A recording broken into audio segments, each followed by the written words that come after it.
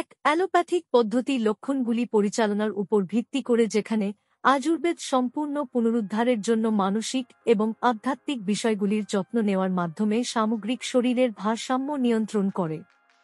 2 allopathic ওষুধগুলি সম্পূর্ণরূপে রাসায়নিক ব্যবহার করে একটি সময় একটি নির্দিষ্ট সমস্যাকে লক্ষ্য করে তৈরি করা হয়, অন্যদিকে আযুর্বেদ ব্যবহার করে প্রাকৃতিক প্রতিকার যা শরীর, মন এবং আবেগকে পুষ্ট করে।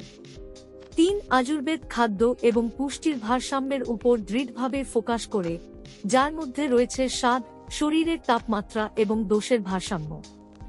যদিও পশ্চিমা ওষুধ সম্পূর্ণরূপে লক্ষণগুলির চিকিৎসার উপর দৃষ্টি নিবদ্ধ করে। 4 আযুর্বেদ শারীরিক, মানসিক এবং আধ্যাত্মিক স্বাস্থ্যের মধ্যে সংযোগের সন্ধান করে এবং সমস্ত অসুস্থতাকে মনেদেহের ব্যাধি হিসাবে দেখে। যদিও পাশ্চাত্য চিকিৎসা বেশিরভাগই মনশরীরের যোগসূত্রকে উপেক্ষা করে এবং শারীরিক সমস্যাগুলিকে মানসিক মেজাজ থেকে আলাদা করে চিকিৎসা করে। 5 অ্যালোপ্যাথিক ওষুধ অত্যধিক চিকিৎসা বিলের দিকে নিয়ে যায়, অন্যদিকে আযুর্বেদ রোগীদের ব্যবহারিক এবং অর্থনৈতিক চিকিৎসার সমাধান দেয়। 6 আযুর্বেদিক প্রতিকার প্রাকৃতিক ভেষজ, গাছপালা এবং ভেষজ নির্যাস দিয়ে তৈরি, যা কোনো পার্শ্ব প্রতিক্রিয়া সৃষ্টি করে না, যেখানে অ্যালোপ্যাথিক ওষুধ কৃত্রিমভাবে প্রস্তুত করা হয় এবং গুরুতর থেকে হালকা পার্শ্ব প্রতিক্রিয়া সৃষ্টি করে।